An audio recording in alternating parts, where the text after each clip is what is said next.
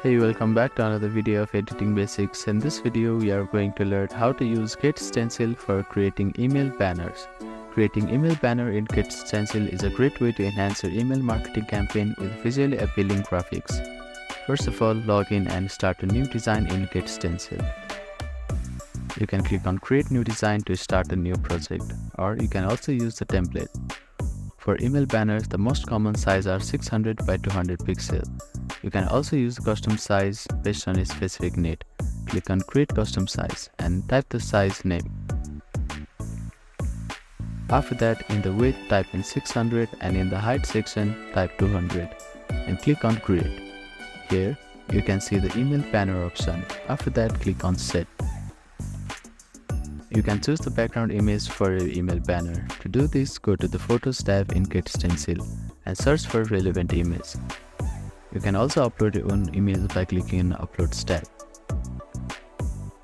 Add your text to the banner. Click on the text tool here.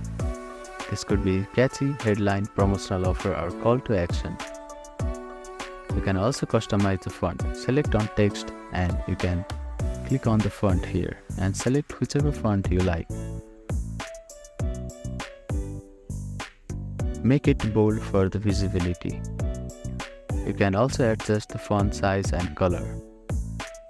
If you have a company logo, upload it and paste it in the corner of the banner for brand recognition. Ensure that the text is centered or placed where it is easily visible. Once you are happy with the design, click on Save to store your banner in GetStencil. To download the banner, click on Download button and choose the format you need, such as PNG or JPG. By following these steps, you can easily create visually appealing and effective email banners in GetStencil. Thank you for watching this video. Please do not forget to like, share and subscribe to our channel and comment down if you have any queries.